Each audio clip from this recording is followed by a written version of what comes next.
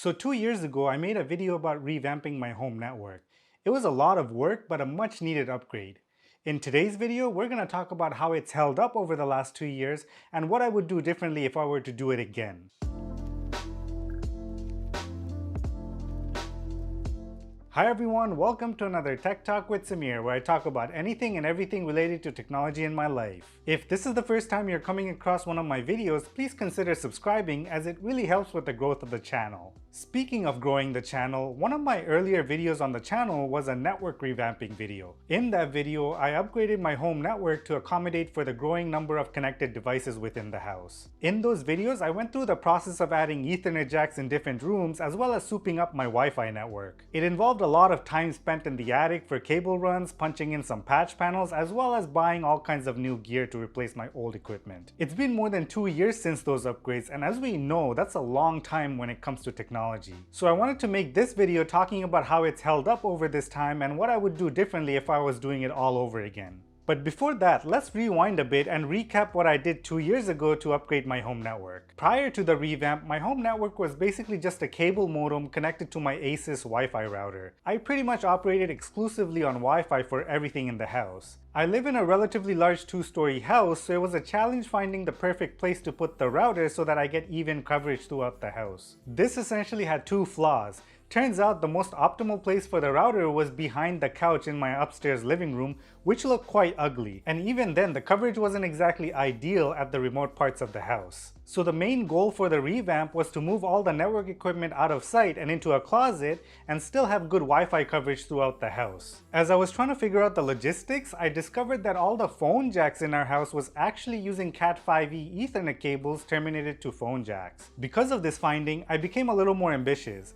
and I wanted to have a bunch of devices run on Ethernet to ensure that I had fast and stable connection to some of our high bandwidth devices, like desktop computers and video streaming devices. So I took advantage of the existing Ethernet runs and did some of my own cable runs and was able to physically move all the network equipment to the closet. When it came to Wi-Fi, I wanted a way to have multiple access points within the house so that I don't have to find one ideal spot to cover the whole house. Similar to how they have things set up at hotels and airports. And that's when I first came across UniFi. I decided to get a couple of their ceiling mount access points so that they're relatively out of sight. Initially, I kept my Asus router for routing purposes, but I disabled the Wi-Fi radio to avoid interference. UniFi does require you to have a controller, which is just a fancy term for some software you have to install on a computer within the network. It's good to have it on a computer that will stay on all the time, but to be honest, it really doesn't matter. You only really need it for the setup process. What was cool about these access points is that they use power over Ethernet, so I didn't have to run any power cables to them. They even came with PoE injectors, so you didn't even need a PoE switch if you didn't have one. And in all honesty, I could have just called it a day at this point and been very happy with the setup. But here's the thing with UniFi. Once you get exposed to something on their ecosystem, it's like a black hole. You get sucked right into it. The more I started looking into UniFi, the more I wanted more of their gear. So after I made the initial video for the revamp, I went on to buy one of their small PoE switches, a router, and an additional 24-port switch. I even went on to add one of their in-wall access points to cover a weak Wi-Fi area in the house. And the main reason for me getting all these UniFi gear was to be able to take full advantage of all the dashboards and features that you unlock within the UniFi controller. You get control over every port on your network, intuitive ways to set up firewall rules, and just a whole bunch of tools available to you through the controller. At this point, I was totally sucked into the ecosystem, and to be honest, I have no regrets. Over the last 2 years, I've had literally zero issues with this whole setup. All my Wi-Fi devices seamlessly switch over to whichever access point is closest whenever I move around the house. It's just been a great experience. But once the honeymoon period was over, I became less obsessive about looking at the dashboards on the controller and instead just moved on to actually letting it be part of my life.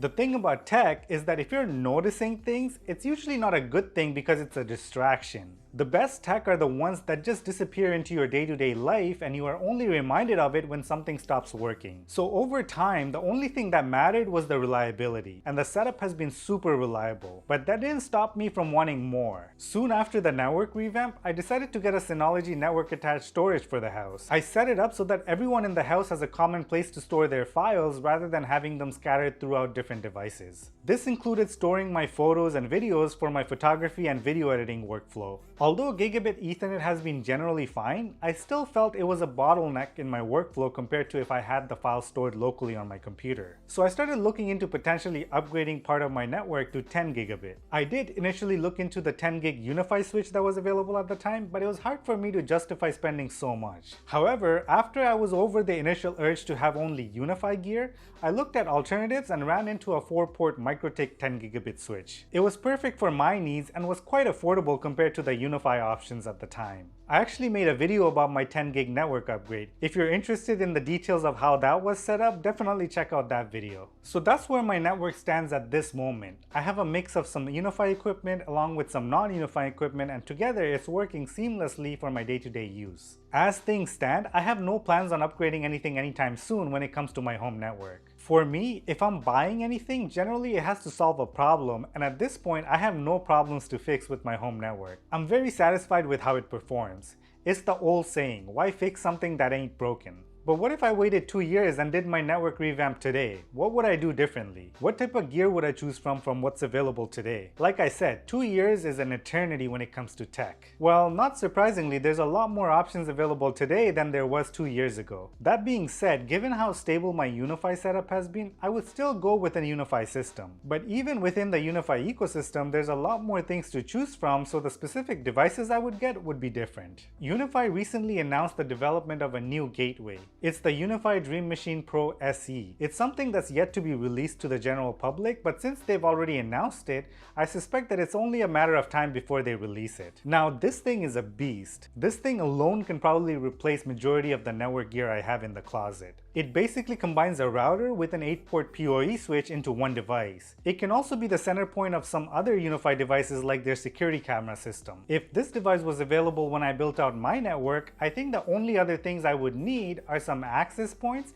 and a small 10 gig switch, and I'd mostly be all set. Now, your mileage may vary depending on how many Ethernet ports you need, but then again, you can always add a cheap switch to expand on the number of ports if 8 isn't enough for you. UniFi even has a couple of inexpensive switches out there to choose from these days, like the $30 Switch Flex Mini. One of the biggest upgrades on this SE version compared to the current version of the Dream Machine Pro is the addition of PoE to the ports. Previously, at the very minimum, you would need to get either an additional PoE switch or some sort of PoE injector so that you can at least power your Wi-Fi access points. But then this new SE version will eliminate that need. The UniFi router that I currently have is quite old by now. It wasn't even the latest one when I got it. I don't even think UniFi even makes it anymore. It was the old UniFi Secure Gateway, or USG for short. If I were to get gigabit internet at the house, it probably wouldn't be able to handle the max speeds. However, the new UDM Pro SE actually has 2 multi-gig WAN ports. One of them is a 2.5 gig RJ45 port and the other one is a 10 gigabit SFP Plus port. So not only will it handle gigabit internet without a problem, but it will easily handle multi-gig WAN. Technically, the UDM Pro SE has 2 10 gigabit SFP Plus ports, but based on what I've read, it seems like one of them is for WAN only. Which is a bit unfortunate because if I could use both of them for LAN, I could probably even skip getting a separate switch for my 10 gigabit devices on my network. Realistically, I could live with just 2 10 gig ports if it meant that I didn't have to buy anything extra.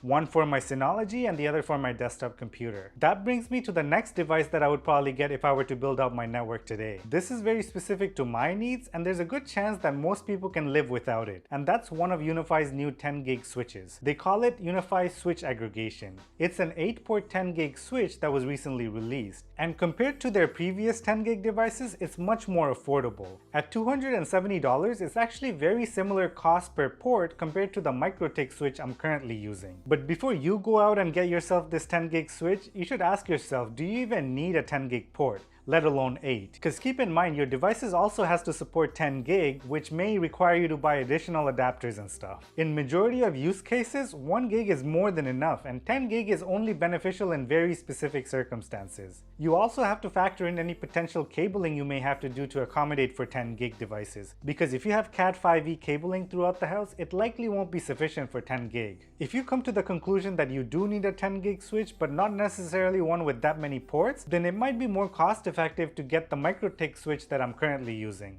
The only downside to it is that it won't integrate well with the UniFi controller, but like I said, after the honeymoon period, I really didn't care anymore. In my case, the reason why I would choose to go with UniFi's new 10 gig switch is because of potential future expansion. And personally, I think it's reasonably priced for what it does, assuming you have an actual use for it. To complete the network setup, I would need a few access points. Now, this is where I think I would generally stick with a similar setup to what I did 2 years ago, but I would pick the newer, more future-proof versions. Currently, I have 2 ceiling mount access points to go along with 1 in-wall access point. If I was to build it out today, I would specifically choose the U6 Lite access points for my ceiling mount APs, which is basically the exact same form factor as my current ones but supports Wi-Fi 6. Wi-Fi 6 is basically the next generation of Wi-Fi technology, and over the coming years, more and more devices are going to take advantage of it. As of this moment, they actually don't have an in-wall version of a Wi-Fi 6 access point, but I'm sure there's something in the works. That being said, given that the ceiling mount APs are newer and presumably better,